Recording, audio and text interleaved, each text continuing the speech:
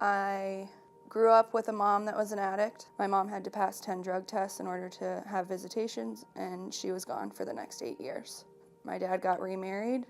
Come to find out, she was an addict also. So I grew up around it, and I swore that I was never going to be that person. And at that point, I was smoking weed, but I was going to smoke weed. I wasn't going to do pills, like my mom and my stepmom.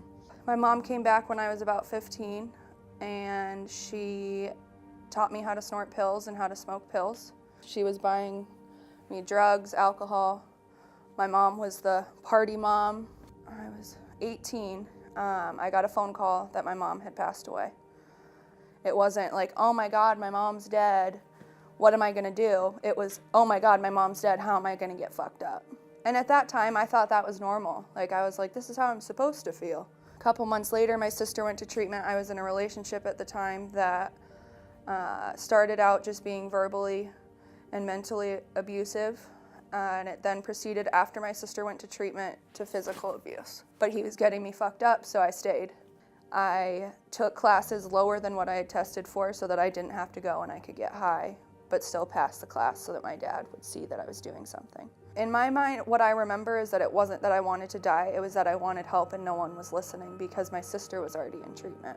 Because everybody was consumed in my sister, that gave me a reason to use like crazy because they didn't, they did pay attention, but I didn't think they did. So I took a whole bottle of pills. I was in a coma for 3 days, and all I really remember is right at the beginning hearing my dad screaming my name. And that broke my heart. But I didn't care. I didn't care because all I could think about was, this needs to be over. I need to get out of the hospital so that I can go home and I can get fucked up. 3 days later, I woke up and my dad said, all right, you're going to treatment tomorrow. He walked me all the way back to the gate to get on the plane. And I knew that I wanted that happiness that I saw my sister have when she went to treatment and when she got sober. I just didn't think it was possible. I didn't know, I thought she was faking it, but I wanted it. Whatever it was, I wanted it. And so I decided to go to a 3-month program in Prescott. It was a 12-step program. I went to my first meeting sober. I just bawled my eyes out because I finally felt like I was home, that I had people that loved me, cared about me, genuinely cared about me. They didn't even know me. And they're telling me, keep coming back and introducing themselves. And I was just like, what is this place? Like, they just wanted to be friends with me because of who I was. And I get to have honest friendships where someone will call me out on my shit when I don't want to hear it.